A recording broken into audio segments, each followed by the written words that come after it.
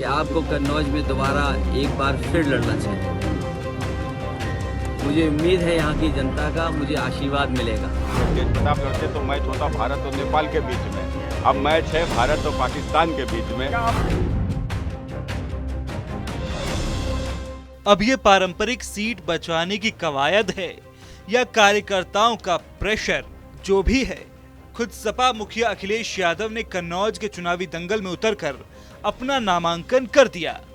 नामांकन के बाद अखिलेश का संदेश ये कि कन्नौज क्रांति होकर रहेगी। कन्नौज के जिम्मेदार सभी नेता कार्यकर्ता और बड़ी संख्या में यहाँ के लोगों की भावना ये थी कि समाजवादी पार्टी की तरफ से मुझे चुनाव लड़ाया जाए। मैं जनता का आभार प्रकट करता हूँ, यहाँ के अपने कार्यकर्ता साथी जिन्होंने मुझे इस बात के लिए कहा कि आपको कन्नौज में दोबारा एक बार फिर लड़ना चाहिए। मुझे उम्मीद है यहाँ की जनता का मुझे आशीर्वाद मिलेगा। दरअसल तेज प्रताप यादव के नाम के ऐलान के बाद भी कन्नौज पर तमाम कयास चल रहे थे। अब अखिलेश यादव के आने से कन्नौज सीट पर अब मुकाबला दिलचस्प हो गया है। साल 2000 में कन्नौज सीट पर हुए उपचुनाव में अखिलेश यादव पहली बार सांसद चुने गए थे। 2004 और 2009 में भी इसी सीट से सांसद रहे। अब अखिलेश का ऐलान ये कि इतिहास दोहराकर नया भविष्य बनाएंगे। कन्नौज का इतिहास बहुत शानदार रहा है। कन्नौज का कारोबार उसने अपना न केवल भारत में बल्कि दुनिया में स्थान बनाया।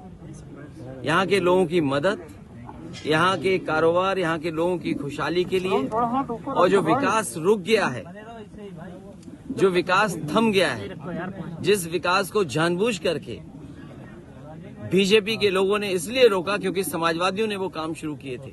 यहाँ की जनता एक बार फिर प्यार, मोहब्बत, मिलीजुली संस्कृति, आपस में भाईचारा, उसका दौर शुरू करेगा।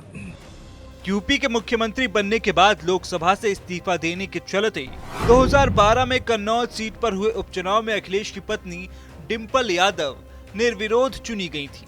वहीं 2019 के लोकसभा चुनाव में अखिलेश यादव की पत्नी डिंपल यादव को बीजेपी उम्मीदवार सुब्रत पाठक के सामने हार का सामना करना पड़ा था। बीजेपी से सुब्रत पाठक फिर मैदान में हैं। कि मैच रोचक होना चाहिए। अगर तेज प्रताप लड़ते तो मैच होता भारत और नेपाल के बीच में, अब मैच है भारत और पाकिस्तान के बीच में। तो स्वाभाविक है कि जब वर्ल्ड कप में हमेशा भारत जीतता है। नहीं तो भारत कौन है, पाकिस्तान कौन है? क्या आप हम स्वाभाविक है, हमारी सोच भारतीय है हम लोग, और इनकी सोच पाकिस्तानी। कन्नौज बनाम बाहरी की है और मैं कन्नौज से हूँ। अखिलेश यादव तो कन्नौज अपना घर मानते हैं। उनका गढ़ है, कन्नौज मेरा घर है भैया। ये घर और गढ़ की लड़ाई है। सपा में करीब अब तक 10 जगहों पर टिकट बदले जा चुके हैं। इसी बीच जयंत चौधरी ने तंज किया कि क्या पता कब टिकट बदल जाए। लगता है कन्नौज, क्या कहेंगे इस पर? अभी देखिए कब तक वो लड़ रहे हैं, हो सकता है कल परसों कोई और लड़ना शुरू कर दे, टिकट चेंज हो जाए। अब कन्नौज के कयास तो थम गए, वहीं सबकी नजरें अमेठी और रायबरेली पर भी जमी हैं।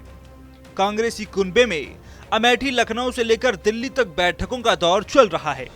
27 तारीख को चेहरे और मोहरे के ऐलान की उम्मीदें हैं। हालांकि सवालों का शोर तो फाइनल ऐलान के बाद ही थम पाएगा। बहरहाल अखिलेश यादव के लोकसभा चुनाव के रण में उतरने से सपाई खेमे में खुशी की खुमारी है। वहीं कन्नौज से लड़ रहे हैं अखिलेश, तो आसपास की करीब 5 सीटों पर भी जाएगा बड़ा संदेश। ऐसे में सवाल यही है कि क्या वाकई बदल जाएगा समीकरण?